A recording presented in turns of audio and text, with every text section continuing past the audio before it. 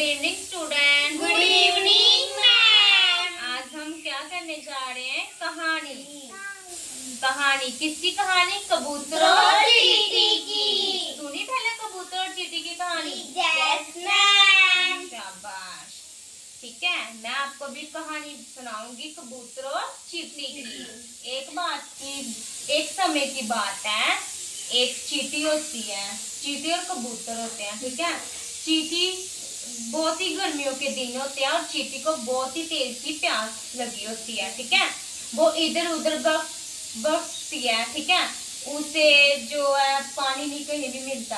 ठीक है, वो इधर उधर घूमते घूमते उसको ना एक नदी मिल जाती है। ठीक है, वो नदी के पास जाती है। ठीक है, वो जैसे पानी पीने लगती है, ऐसे तो उससे पानी नहीं पिया जाएगा, चींटी बहुत छोटी होती है। फिर वो क्या करती है, छलांग मार के पत्थर पे चढ़ जाती है। ठीक है, जैसे वो पत्थर पे चढ़ती है, पानी पीने लगती है, वो नदी में तैरने लगती है, वो नदी में गिर जाती है। ठीक है, वहां पे एक पेड़ पे कबूतर बैठा होता है टहनी पे। ठीक है, वो देख रहा है कि जो चींटी है वो पानी में डूब रही है। ठीक है, फिर वो क्या करता है, पेड़ से एक पत्ता फेंकता है नदी की तरफ। वो चींटी है, वो पत्ते पे उसका ध्यान पड़ता है, वो पत्ते पे छलांग मार के चढ़ जाती है।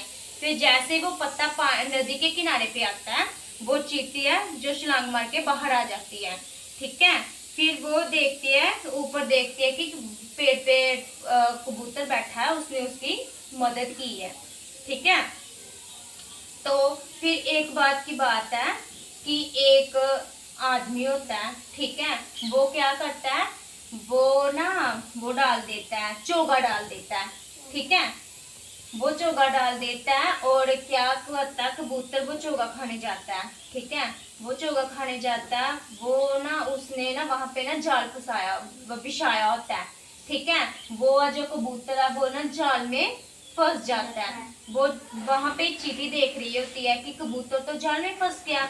फिर वो क्या करती है, वो उस आदमी के पैर पे क्या कर देती है, काट देती है। ठीक है, वो उसको काट देती है, जोर से काट देती है। जो इंसान ने वो पकड़ा होता है ना, जाल पकड़ा होता है, वो उसके हाथ से नीचे गिर जाता है। ठीक है, वो कबूतर सोचने लगता है कि अभी यही समय, मेरे से अच्छा समय है, मैं इस जाल से बाहर निकल सकता हूँ।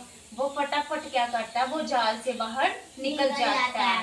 ठीक है, और वो देखता है कि अभी पहले मैंने चींटी की सहायता की थी, अभी चींटी ने मेरी मदद की है। ठीक है, इस कहानी से हमें क्या शिक्षा मिलती है कि सबको मदद करनी चाहिए। हाँ, कि हमें सभी एक दूसरे की मदद करनी चाहिए। ठीक है, कभी भी हमें मदद से पीछे नहीं हटना चाहिए। ठीक है, जैसे हम सड़क पे जाते हैं, कहीं जाते हैं, हमें कुछ इंसान वो जो बुजुर्ग होते हैं वो दिखाई देते हैं। ठीक है, वो जो बुजुर्ग सड़क पार नहीं कर पाते हैं, हमें उनकी भी मदद करनी चाहिए। ठीक है, वो फिर हमें आशीर्वाद देते हैं।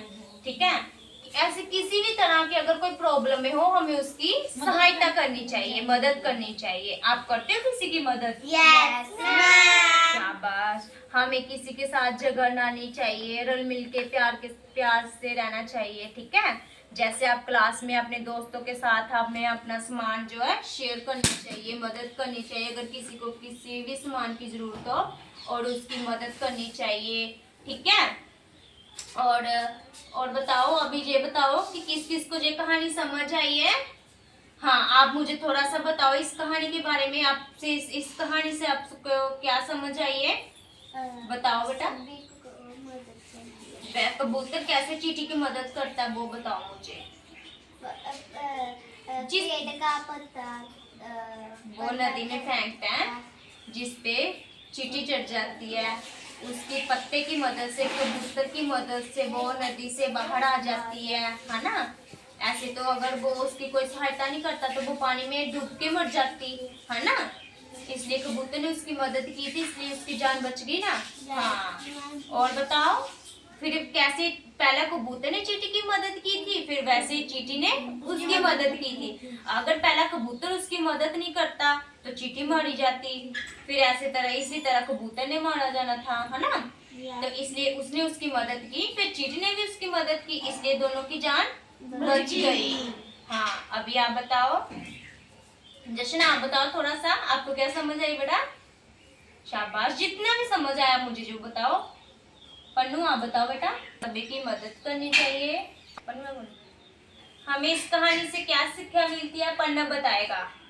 शाबाश, बोलो बेटा।